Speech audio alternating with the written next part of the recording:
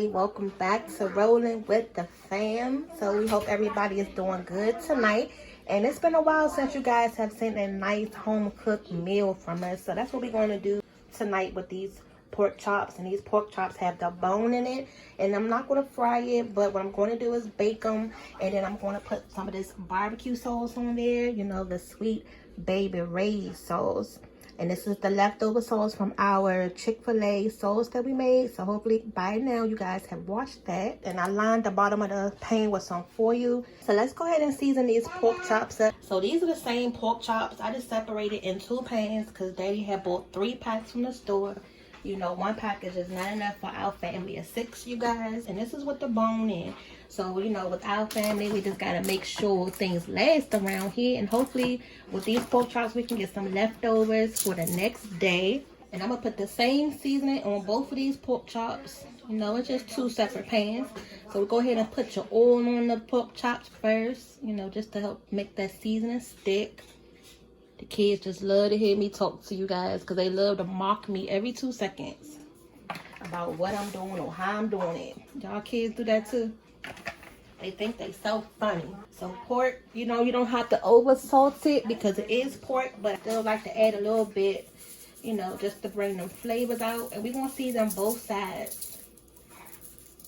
Make sure y'all season both sides of your meat. Show both of them sides some love. Just got some regular black pepper right here. So comment down below, tell me what y'all put on your pork chops. Pork chops. And then do you like the bone in on your pork chops or without the bone? I like the bone in. We like the bone in ones. And these are the thin cut pork chops, so you don't have to worry about the meat being all thick, you know. So I put pretty much the basic seasonings on all of our meat. And I love me some garlic powder on our pork chops. It just tastes really good. So this is the other pan here, y'all. I'm just doing the same thing to both the pans. Gotta season both sides. I'm just gonna keep it simple for y'all today for the seasonings, you know, just in case you don't have all of these in the house. So I have a little bit of this left, this red rub. I'm just gonna use the rest of this just to get rid of it. You know how you just have some of them seasonings where you just tired of looking at it, so you need something to use it on, just so you can, you know, make space for something else. So I'm gonna just use a little bit of this red rub, so it hopefully give a nice little, you know, smoky flavor. But this can be salty, so you don't need a lot of this. And then I got some onion powder. Go ahead and put that onion powder. And I wish I had one more onion because I would put it on top of these pork chops.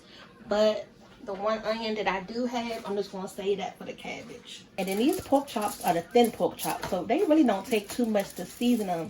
Once you season it that one good time, flip them, and then you may need to add a little bit more seasoning, you know, to it too. That's all y'all need. Y'all don't have to really overdo it too much. Rub down good. Make sure you guys go ahead and subscribe to the channel. Help us grow. So that way we can start doing some lives. You know, that's where the fun really begins, is when we can talk to y'all and, you know, you can ask us questions directly about what we putting on the food. Now that I got everything seasoned up, I'm just going to top it with just a little bit of seasoning. That's it. Because you know how it is, you mix all the seasonings up on the pork chop and on the meat, and you just want to make sure that now that you got everything mixed up, you just top it with just a little bit more seasoning. So I'm just going to add just a little bit of water to the corner of the pan, just so they can steam just a little bit while they cook. Looking good, mommy. Daddy just ate pizza, some Litos, so he feeling good right now until dinner ready. That way they don't have to be bugging me. I'm hungry. Yep.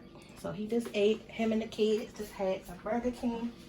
So I don't have to worry about them for right now. So we're going to go ahead and cover these pork chops up with some foil. So you need your foil. Make sure they get nice and tender in the inside.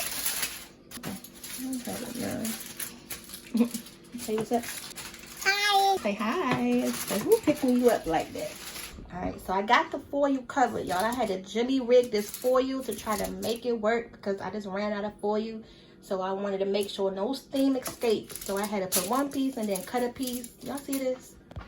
This that quarantine life. So I got the other pan right here too. See, I had to jimmy rig this piece of foil, but nonetheless, they both covered. So just make sure you add a little bit of water, and then that oil is going to help give them pork chops some moisture too, y'all. So make sure you put some oil in the bottom of your pot. All right, so our oven is warmed up to 350, and we're going to put these pork chops on for an hour because we want to make sure they get nice and tender and nice and done. In an hour, we're going to come back and check. I just took them out the oven. They've been cooking for an hour. And I'm going to leave them uncovered this time so they can go ahead and get some color on it. You guys see these pork chops? Oh, yeah. These looking good. And you see how tender they are? Go ahead and flip them, you know, just so you can see the color side on it. But pretty much all of the liquid has evaporated out. And then let's just go in, dab on each one first, spread it all around. And that's one thing with me, when I'm coating meats, I like for the whole thing to be coated. You know, not just the top part coated, because you eat both sides. Is it just me who do that, or do y'all do that too? You know what I'm talking about, like when you're making your chicken wings and you just need for that whole wing to be coated. I'm the same way. I don't like to just do the top part and not the bottom. I need to do all the sides. So that way you can have that picture perfect, barbecue-y, or sauced up look.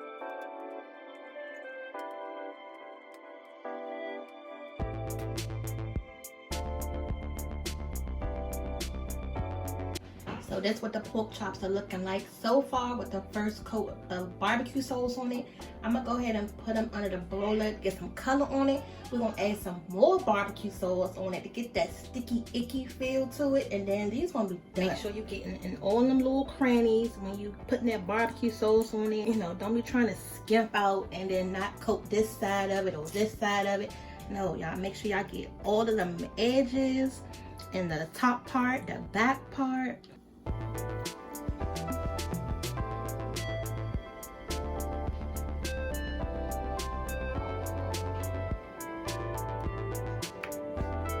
You notice this was our first time making these barbecue pork chops, and they came out absolutely amazing. So go ahead and like and subscribe to this video, and we're gonna see y'all again soon. You know, weekly uploads, rolling with the fam. We'll see y'all later. Bye.